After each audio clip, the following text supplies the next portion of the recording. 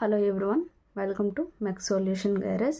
ఈరోజు మనం ఈ వీడియోలో ట్రయాంగిల్ లా ఆఫ్ ఫోర్స్ అంటే ఏంటో చూద్దాం. ఓకే, చాలా ఈజీ అనమాట. ఇది షార్ట్ ఆన్సర్ కింద మనకి అడిగే ఛాన్సెస్ ఉంది. One of the most important question. చాలా ప్రీవియస్ క్వశ్చన్ పేపర్స్లో చాలా టైమ్స్ అడిగారు. ప్యారలలోగ్రామ్ లా అండ్ ట్రయాంగిల్ లా అడిగారు. సో దీని డెఫినేషన్ చాలా ఇంపార్టెంట్. ఓకే, డెఫినేషన్ చూద్దాం.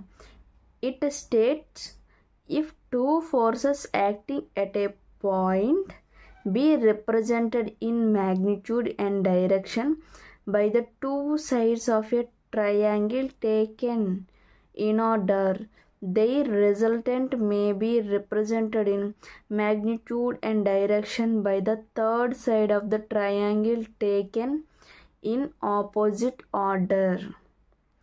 ఓకే, ఇప్పుడు ఇది మనం triangle law at a point కదా. ఇప్పుడు ఇది ఒక పాయింట్ ఉందమ్మా.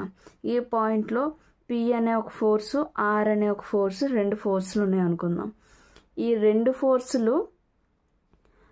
ఫోర్సులు మ్యాగ్నిట్యూడ్ ఉంటుంది, డైరెక్షన్ ఉంటుంది. ఓకే, ఇప్పుడు ఈ రెండు ఫోర్సుల్ని జాయిన్ చేస్తూ ఒక థర్డ్ లైన్ అనేది డ్రా చేసామంటే అది ఏమవుతుంది, దాని యొక్క రిజల్టెంట్ అవుతుంది.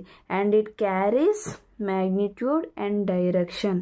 చూడండి, if two forces acting at a point, ఒక పాయింట్ దగ్గర రెండు ఫోర్సెస్ యాక్ట్ అయితే represented in magnitude and direction by the two forces of the triangle taken in order. దీనికి మ్యాగ్నిట్యూడ్ అండ్ డైరెక్షన్స్ ఉంటాయి. Their resultant may be represented in magnitude and direction. దాని యొక్క resultant కూడా magnitude and direction కలిగి ఉంటుంది. And by the third side of the triangle. ఇది ఒక triangle అంటే ఇది టూ సైడ్స్ కదా, దాని థర్డ్ సైడ్ ఏమవుతుంది, దాని యొక్క రిజల్టెంట్ అవుతుంది. కానీ ఎలా? Taken in opposite order. ఇది చూడండి, ఈ యారో ఇటు సైడ్ ఉంది, ఈ యారో ఇటు సైడ్ ఉంది, కానీ దాని రిజల్టెంట్ అనేది దానికి ఆపోజిట్ డైరెక్షన్లో ఉంది. ఇది ఈ డైరెక్షన్లో ఉంటే ఇది ఈ డైరెక్షన్లో వెళ్తుంది, ఇది ఈ డైరెక్షన్లో ఉంటే ఇది డైరెక్షన్లో వెళ్తుంది. ఓకే, అంతే, చాలా ఈజీ. ఓకే, మీకు ఈ వీడియో నచ్చినట్టయితే లైక్ చేయండి, షేర్ చేయండి, సబ్స్క్రైబ్ చేయండి. Thank you from mess solution garage.